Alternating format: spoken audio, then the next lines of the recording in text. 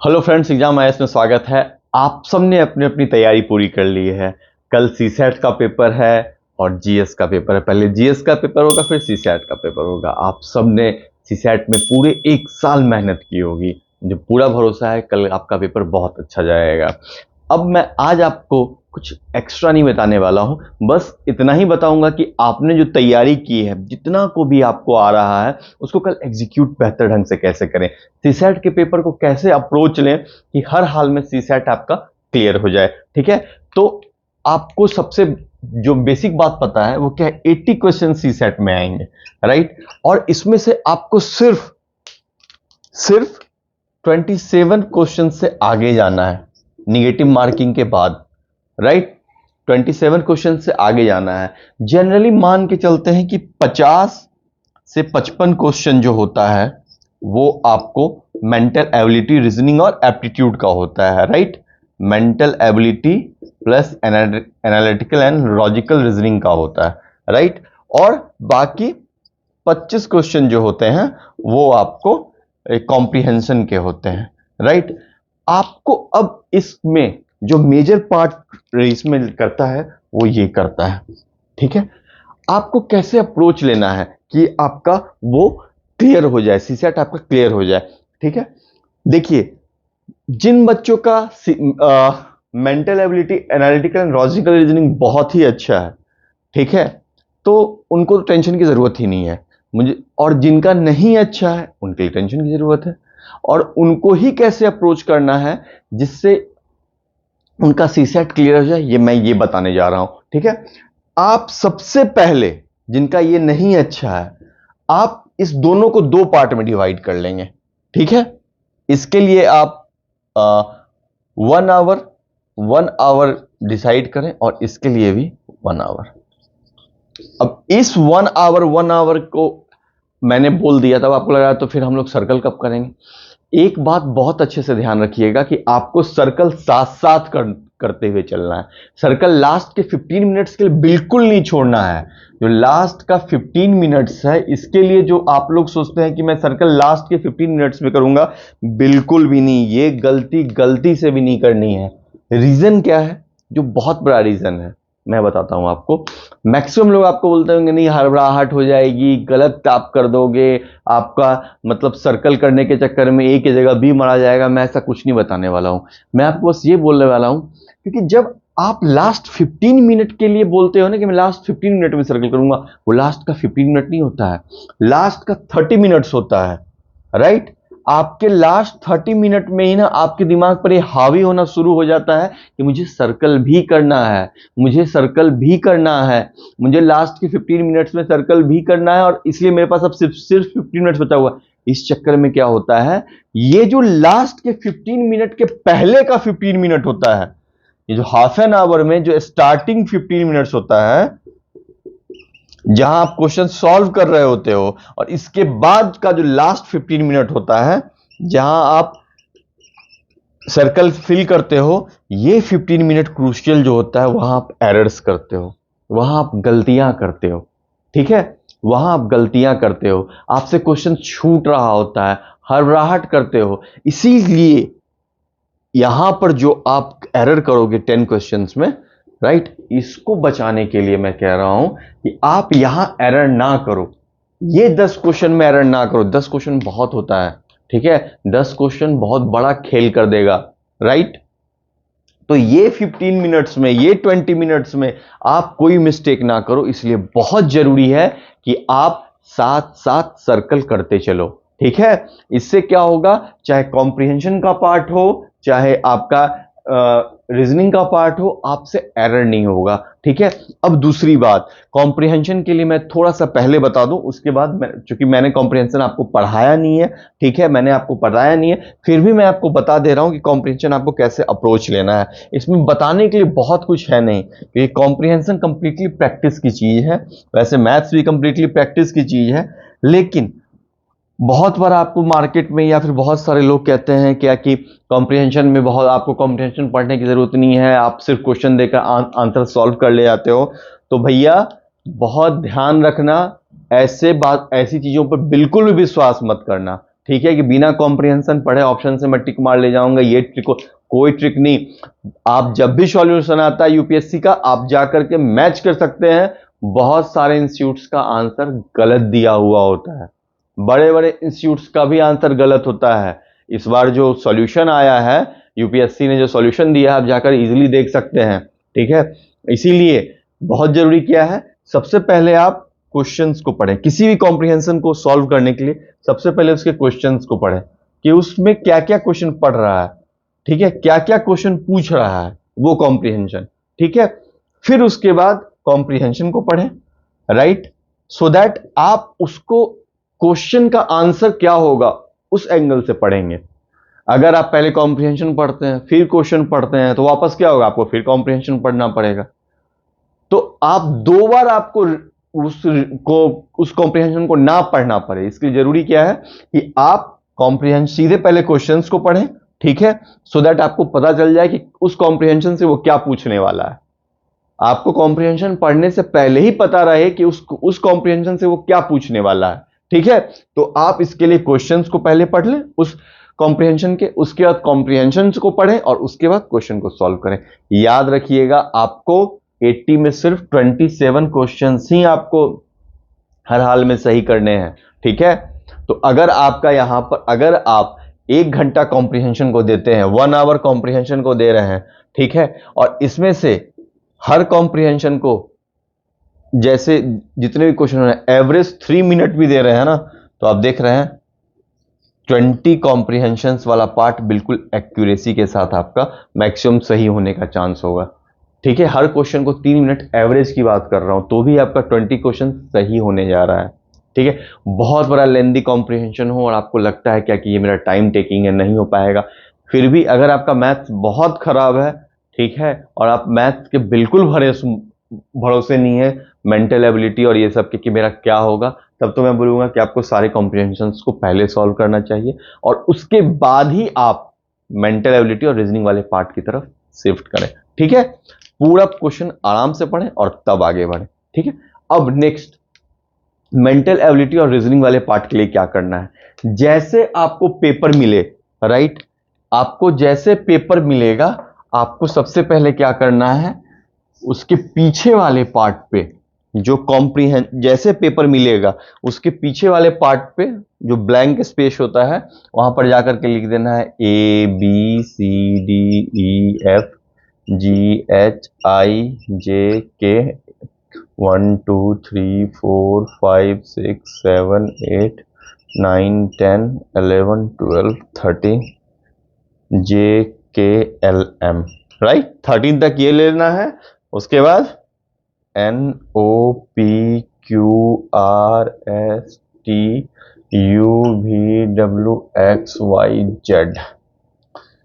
14 15 16 17 18 19 20 21 22 23 24 25 ये लिख देना है आपको। ये आपको जाते ही लिख देना है। आपके पास टाइम होता है, आपको क्वेश्चन पहले मिल जाता है और थोड़ी देर के बाद 5 मिनट के बाद आपको आंसर शीट दी जाती है ये सब, तो आपको ये पहले आपको पीछे पे लिख देना है। ठीक है, लिख देने से क्या होगा कि आपका टाइम बचेगा। और रीजनिंग, जब आप रीजनिंग कर रहे होंगे, ABCD वाले पर से क्वेश्चन आता ही आता है, ठीक है, तो वहां पर इसका फायदा आपको दिखेगा। मैंने जो रीजनिंग के क्वेश्चंस इसमें कराए हैं उससे आपको ये फायदा दिखेगा, जब A और Z ये वाला इस चीज का, तो ये सबसे पहले आप पीछे लिख देंगे। ठीक है, उसके बाद आप करेंगे जो मोस्ट इंपॉर्टेंट पार्ट है, मोस्ट इंपॉर्टेंट पार्ट वो क्या है, आप जैसे पेपर खोलेंगे, आप पहले 55 क्वेश्चन, जो भी मेंटल एबिलिटी रीजनिंग के 50 से 55 क्वेश्चन 60 जो भी आ रहा है, ठीक है, उसमें से क्वेश्चन सेलेक्ट करेंगे। पहले 5 मिनट में सिर्फ क्वेश्चन सेलेक्ट करेंगे।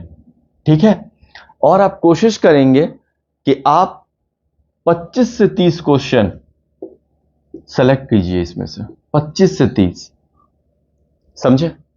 अगर आपके पास टाइम है, आपका बहुत अच्छा है, तो फिर आप तो 30 के आप 40-45 सॉल्व कीजिए। ठीक है, लेकिन जिनका नहीं अच्छा है, ठीक है, जिनको कॉन्फिडेंस नहीं है बहुत ज्यादा, वो सिर्फ 25 से 30 क्वेश्चन सेलेक्ट कर लीजिए जो आपको लगता है कि आप सॉल्व कर सकते हैं। ठीक है, आपके पास एक बहुत बड़ा स्पेस आएगा। अगर आप 25 क्वेश्चन ही सेलेक्ट कर रहे हैं तो आपके पास 30 क्वेश्चन को छोड़ने का स्पेस आएगा। अगर आप 30 क्वेश्चन ही सेलेक्ट कर रहे हैं तो आपके पास 25 क्वेश्चन को छोड़ने का स्पेस रहेगा कि ये 25 क्वेश्चन मुझे देखने ही नहीं है, ये 30 क्वेश्चन मुझे देखने ही नहीं है। ठीक है, तो उससे क्या होगा कि अगर आप 30 क्वेश्चन सेलेक्ट करते हैं, अगर आप 30 क्वेश्चन सेलेक्ट करते हैं तो सोचिए 1 घंटा में हर क्वेश्चन के लिए आपके पास ईच क्वेश्चन आपके पास 2 मिनट का टाइम होगा। समझ रहे? कहां आप 55 क्वेश्चन को पढ़ने के चक्कर में थे कि मुझे ये भी देखना है, वो भी देखना है, वो भी देखना है, हड़बड़ाहट में नहीं जाना है। आप 55 क्वेश्चन को करने के जा रहे हैं तो आपके पास एवरेज 40 मतलब 1 मिनट और 2 सेकंड 3 सेकंड ऐसे, मतलब समझिए 1 मिनट का आपके पास टाइम है एवरेज। ठीक है, क्योंकि आदमी 5 मिनट तो ऐसे ही मुंह इधर उधर देखने में जाता ही है। ठीक है, बहुत सारी चीजें होती है फॉर्मल। तो आप ये समझ लीजिए कि आपके पास 1 मिनट को आपको खींच करके 2 मिनट पे लाना है। ठीक है, तो ये काम अगर आप कर ले जाते हैं तो आपको हर क्वेश्चन में 2 मिनट का टाइम मिल जा रहा है। यानी आप आराम से क्वेश्चन पढ़िए और उसको सॉल्व कीजिए। ठीक है, हड़बड़ाहट में नहीं देना है। तो आप देख रहे हैं अगर आप 30 क्वेश्चन यहां 25 या 30 क्वेश्चन यहां कर ले जाते हैं, 20 क्वेश्चन कॉम्प्रिहेंशन में कर लेके चले जाते हैं तो भी 55 क्वेश्चन हो जाता है आपका। राइट, अगर आप सिर्फ यहां 25 क्वेश्चन करते हैं और 20 वहां कर रहे हैं, ठीक है, तो आपका कितना हो रहा है? 45 हो रहा है। 30 यहां 30 कर रहे हैं और वहां कॉम्प्रिहेंशन में 20 तो 50 क्वेश्चन हो रहा है। यहां यहां अगर आप 35 कर रहे हैं, सॉरी 30 कर रहे हैं और कॉम्प्रिहेंशन 25 तो 55 क्वेश्चन हो रहा है। ठीक है, अगर कॉम्प्रिहेंशन भी उतना अच्छा नहीं कर रहे हैं, 20 ही कॉम्प्रिहेंशन कर रहे हैं तो भी आपके पास 50 हो रहा है, और अगर 25 और 20 कर रहे हैं तो भी 45। मतलब अभी भी आप 27 से बहुत आगे हैं, 27 क्वेश्चन से बहुत आगे हैं। अगर आप 20 क्वेश्चन ही कर पा रहे हैं, समझे, वर्स्ट केस में अगर आप 20 क्वेश्चन ही इसके कर पा रहे हैं और उसके आप 25 कर ले जा रहे हैं या 20 कर ले जा रहे हैं तो भी सही है।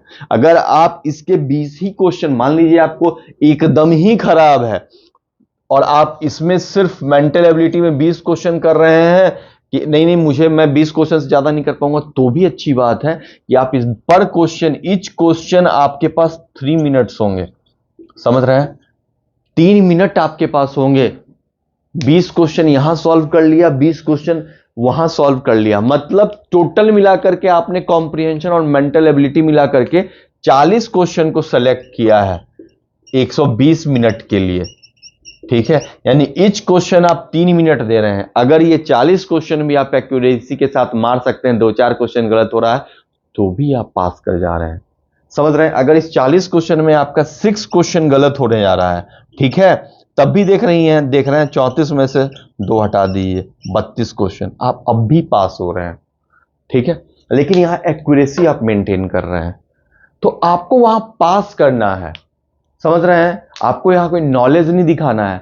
और सबसे इंपॉर्टेंट बात कि अगर किसी भी क्वेश्चन में आप फंस रहे हैं, मैथ्स वाले में, एप्टीट्यूड रीजनिंग में, तो उस क्वेश्चन को इमीडिएटली छोड़ दीजिए। ये नहीं कि मैं इस पर इतने पूरे साल मैंने ये क्वेश्चन सॉल्व किया है, मुझसे यहाँ क्यों नहीं होगा, मैंने कैट तक के क्वेश्चन सॉल्व किए हैं, मैंने हर तरह का क्वेश्चन सॉल्व किया लेकिन यहाँ नहीं। अरे भैया, एग्जामिनेशन प्रेशर है, कोई क्वेश्चन हो सकता है तुम्हारे दिमाग में क्लिक नहीं करे, 1 सेकंड के लिए नहीं क्लिक करेगा अभी, तो उसको छोड़ के आगे बढ़िए, उसको सर्कल मार दीजिए। हो सकता है जब आप और सारे क्वेश्चन करें तो अचानक से वो क्वेश्चन दिमाग में आ जाए, उसको सॉल्व कैसे किया जाता है। ठीक है, तो गलती से भी किसी क्वेश्चन पे अटकिएगा मत। सबसे पहले फर्स्ट एडवाइस, एबीसीडी नोट कर देना है। सेकंड क्या करना है, आपको क्वेश्चन सिलेक्ट करना है, 25 से 30 क्वेश्चन सिलेक्ट करना है।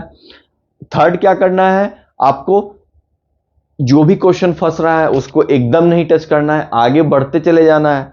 ठीक है, और लास्ट में लास्ट में ओएमआर भरने के रिस्क पे नहीं जाना है। आपको हर क्वेश्चन को सॉल्व करना है और ओएमआर फिल करते जाना है, सो दैट आपके पास वो जो 15 मिनट ओएमआर भरने से पहले का 15-20 मिनट होता है ना, जो एक साइकोलॉजिकल प्रेशर होता है कि अब 15 मिनट के बाद तो ओएमआर सीट भरनी है, अब 15 मिनट के बाद मुझे ओएमआर सीट भरनी है, वो साइकोलॉजिकल प्रेशर आपके ऊपर ना रहे, सो दैट जो ओएमआर भरने के पहले का 15-20 मिनट होता है वो भी आप इफेक्टिवली यूज कर सकते हैं।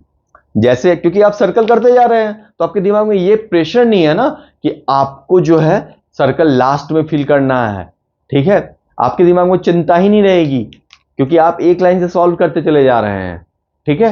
तो इस चीज का एकदम ही ध्यान रखें, राइट।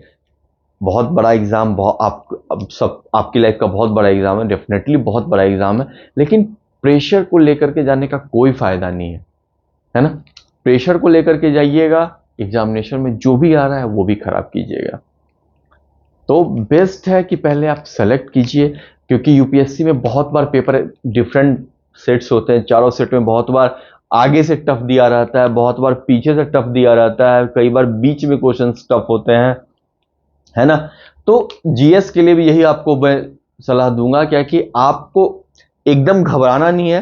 क्वेश्चन अगर आगे से टफ आ रहा है तो हो सकता है कि कुछ क्वेश्चन आगे से टफ होंगे, उसको छोड़ते चलिए और बढ़ते चलिए, ठीक है। अटकिएगा मत, क्योंकि यूपीएससी पेपर को इस ढंग से डिजाइन करती है कि बहुत सारे पेपर जो है वो क्वेश्चन सिंपल रहें और बहुत सारे पेपर जो क्वेश्चन जो होते हैं वो आपको टफ रहें।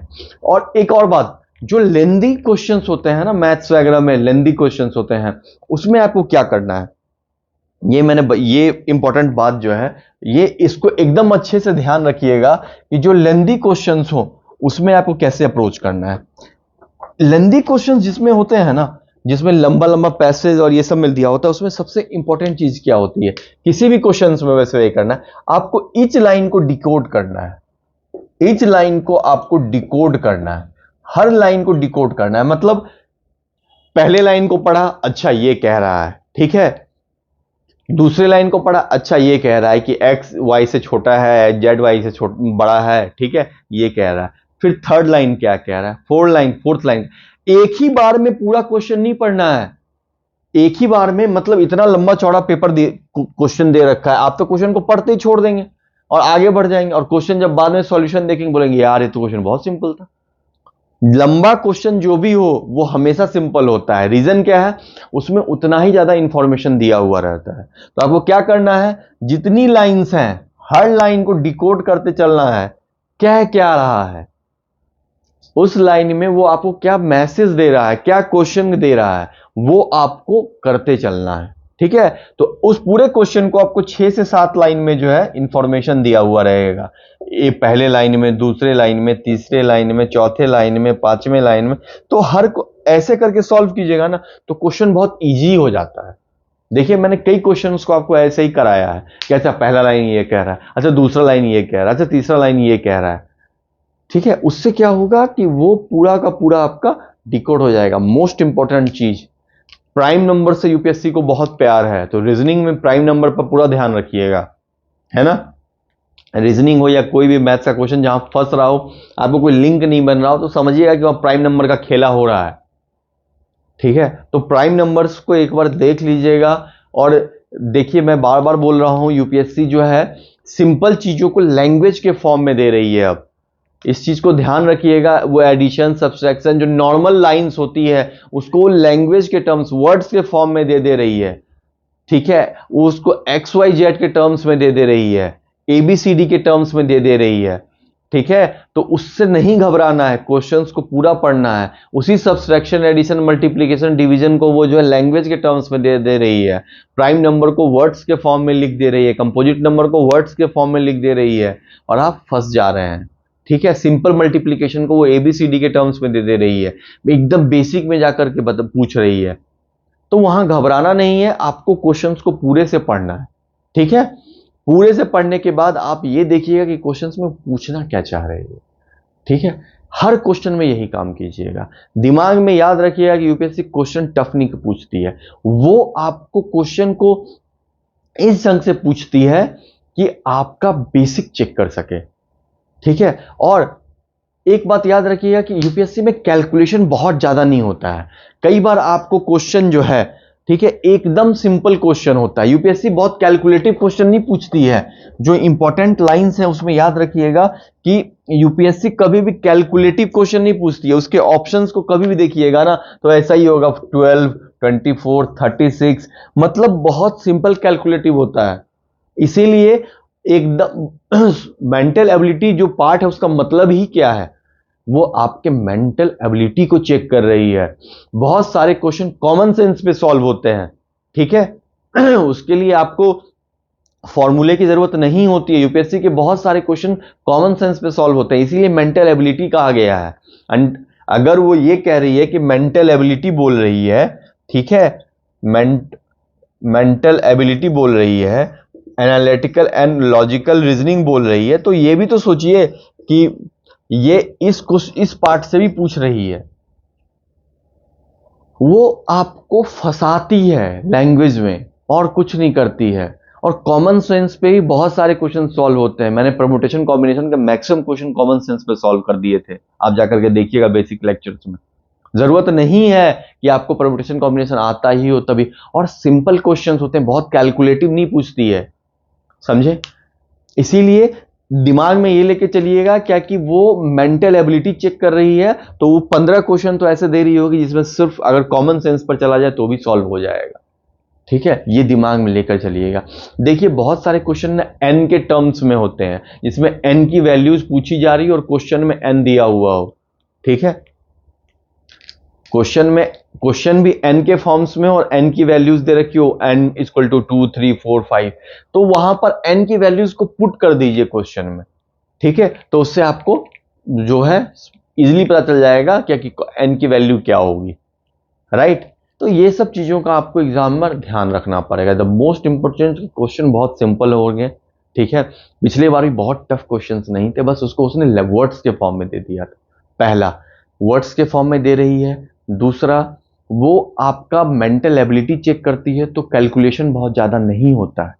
ठीक है, तो अगर आप कॉमन सेंस के साथ सॉल्व करेंगे तो भी वो क्वेश्चन, कोई क्वेश्चन हो सकता है 1 मिनट की जगह आपसे 3 मिनट लगे, लेकिन सोचिए फिर भी। लेकिन अगर आप 20 क्वेश्चन भी कर ले जा रहे हैं यहां पर से, तो भी आपका काम हो जा रहा है ना। तो मैं आप सबको यही बोलना चाहूंगा कि आपको आउट ऑफ 80 क्वेश्चन 27 ही सही करने हैं। अगर 27 सही करना है तो स्मार्टली वर्क करना होगा। वहां पर आपको नॉलेज नहीं दिखानी है, अपनी स्मार्टनेस भी दिखानी है। सिर्फ नॉलेज नहीं दिखानी है, आपको अपनी स्मार्टनेस भी दिखानी है कि अगर सिचुएशन मेरे अगेंस्ट है, वर्स्ट है, मुझसे नहीं आ रहा है, तो भी मैं कैसे क्लियर कर ले जाऊं। जो सेक्शन मुझे आता है उसी पार्ट से मैं एग्जाम क्लियर कर ले जाऊं। तो मैं आप सबको यही बोलूंगा कि आप वहां स्मार्ट वर्क करें, अपने आप पर भरोसा रखें। आपने साल भर मेहनत की है, आपने साल भर सीसैट पढ़ा है, आपने साल भर उस पर काम किया है, तो डेफिनेटली आपका हार्ड वर्क वहां आपको पे करेगा। ठीक है, एक बात हमेशा याद रखिए, जब तक आपके हाथ में आपका पेन है तब तक आपको कोई नहीं हरा सकता। जिस तरह एक योद्धा की जो मेन थिंग होती है, एक योद्धा के हाथ में तलवार जब तक होती है उसको युद्ध में कोई नहीं हरा सकता, तब उसी तरह एक स्टूडेंट के हाथ में जब तक पेन है उसको कोई नहीं हरा सकता। ठीक है, यही सोच करके एग्जाम में पहुंचिए, अच्छे से एग्जाम दीजिए, प्रेशर बिल्कुल मत लीजिएगा। बस एक बात याद रखिए कि आपने साल भर मेहनत की है, अब उसको एग्जीक्यूट करने का टाइम है। तो आपको अपने ऊपर पूरा भरोसा होना चाहिए, आपको अपनी मेहनत के ऊपर पूरा भरोसा होना चाहिए। जो बीत गई सो बात गई। जो आपने अभी तक पढ़ा था सीसैट पहले, जो नहीं आपने लास्ट ईयर सिलेक्शन हुआ या कभी भी नहीं हुआ हो उससे पहले, बट इस बार वो नहीं होगा क्योंकि आपने उस पर मेहनत किया है। ठीक है, अब आपको उसको एग्जीक्यूट करने का टाइम आ गया है, तो अपने ऊपर भरोसा रखिए और कल अच्छे से एग्जाम दीजिए। ठीक है, wish you all the best. ईश्वर ना करे कि आपको नेक्स्ट बार सीसैट देना पड़े, आप सबका इसी बार सीसैट क्लियर हो जाए, आप लोग अपना बेस्ट मेंस और इंटरव्यू में दे पाए। इसी के साथ मैं आप सबको से विदा लेना चाहूंगा और मैं आप सबको कहना चाहूंगा कि लड़ो तब तक जब तक जीत ना जाओ। ठीक है, कल मुलाकात होगी, सॉल्यूशन के साथ कल मुलाकात होगी। Thank you.